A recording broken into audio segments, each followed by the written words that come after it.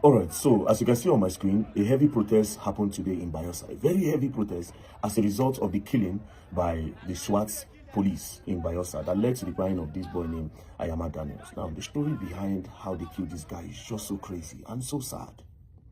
You know, it's just so sad. Now, according to one of the survivors of that day, he gave his own testimony, he gave his own statement of what happened. He said on that day that they went to celebrate with their friend in a garden, in a place called Hamilton's Garden.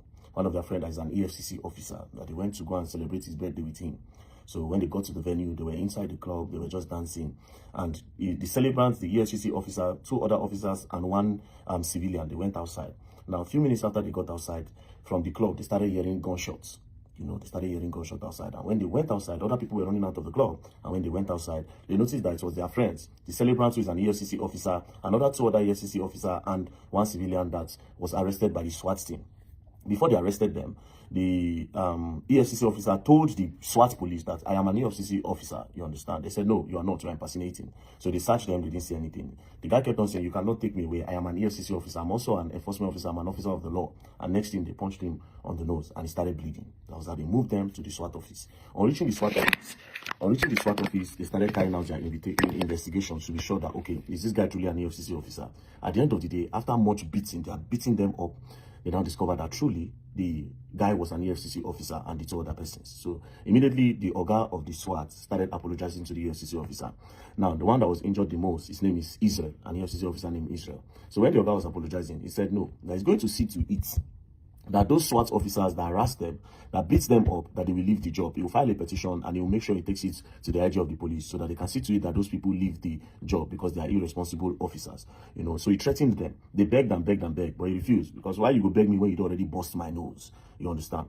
Now, at the end of the day, these guys that noticed that they arrested their friends, they now came to the SWAT, they bailed their friends without money. Police didn't, the SWAT is the collect body. So the guys still threatened that he will make sure those people leave the force. That's how they drove in their Lexus, their RS350, and they left. Now, they went back to the club to see if they can continue partying. But when they got to the club, the atmosphere had changed because a lot of people have left the scene. So they said, okay, you know what, let us turn back. So that guy, Israel, the Israel that threatened that he was going to report to the IG of police and make sure those guys are dismissed, he now took an Uber and then he left them. So this guy, Daniel, wearing the same color of shirt with Israel that threatened the police to go and report to the IG so that they will be dismissed. They were wearing the same shirt. So when the guy alighted, that was how Ayama Daniels now went to go and sit down where Israel was sitting. The both of them were wearing red shirts. Now, they now turned back. While they were going back home, one of them said he was hungry, you know, that he needed to buy food. When they pulled over, immediately they just turned and they pulled over. That was how that SWAT truck just bracketed them. The SWAT van bracketed them and then they opened fire. Just opened fire. Bah, bah, bah, bah. The first shots they took, boom. That's how it hit Ayama Daniel on the head and they sprayed the car and they ran away.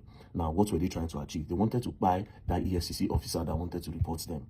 But sadly, the EFCC officer had already dropped and they now went to go and take Ayama Daniels. And that's how Ayama Daniels lost his life.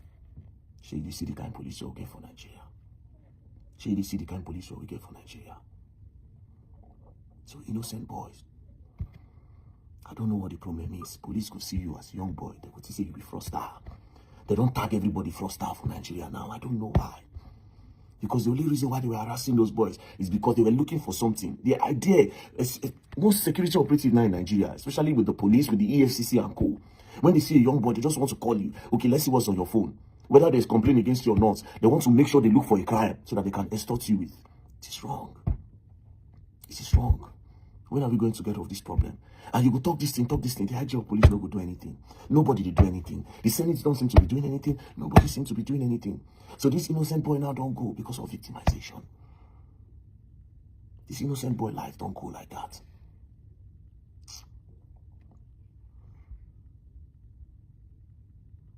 And next thing now, the sad part of everything, you see, these guys now, where they go, now go carry out this act. Instead of the police dismiss them, you know what they would do? They will carry them go another division. That's what they usually do sometimes. If we carry and go another division, they'll carry and go another division. They'll go continue there.